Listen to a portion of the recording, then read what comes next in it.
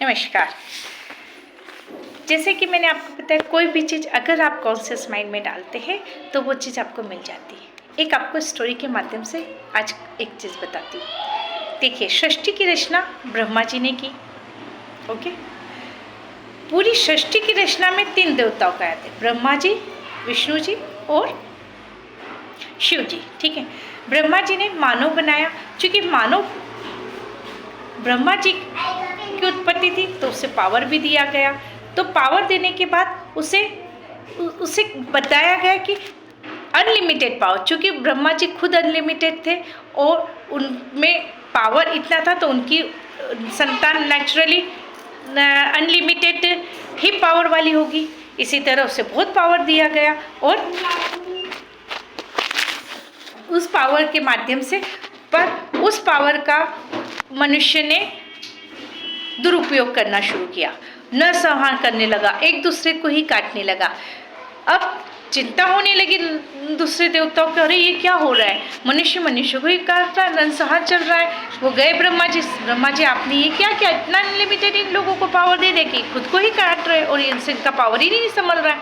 ब्रह्मा जी बोले, सब मेरा काम तो था कि इनको बनाना, मैंने मेरा काम कर दिया, अब आप जाने। और विष्णु जी और शिव जी जाने। विष्णु जी के पास गए, विष्णु जी ने बोला ये हो रहा है। ब्रह्मा जी ने तो मानव बना दिया और पावर उससे अनलिमिटेड उनके पास हो गया, तो खुद ही एक दूसरे को काट रहे, नरसंहार मचा रखा है चारों ओर। फिर ब्रह्मा जी ने विष्णु जी ने भी वही कहा, सब मेरा काम तो इनको पालन करना है, मैं इसमें कुछ नहीं कर सकता, आप शिव जी के पास जाएं। शिव जी के पास गए। शिव जी के जाने के बाद शिव जी ने भी यही कहा।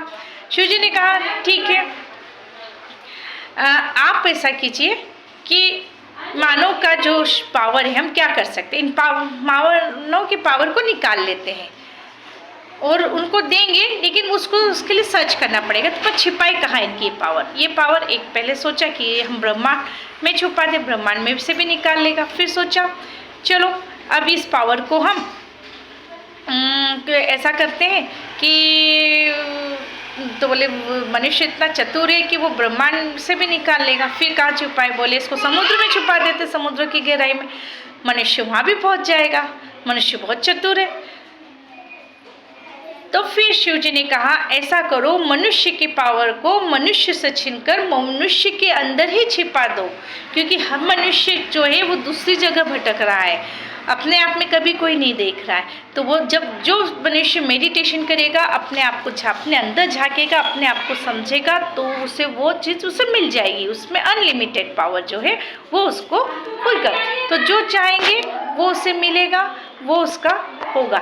इस तरह से मनुष्य के भीतर इतना पावर दिया गया है कि उसे कहीं भी जाने, कहीं भी मंदिर मस्जिद जाने की ज़रूरत नहीं है, किसी और से कुछ मांगने की ज़रूरत नहीं है, बस अपने अंदर झांकने की ज़रूरत है, मेडिटेशन करने की ज़रूरत है, अपने आप में संकल्प करने की ज़रूरत है।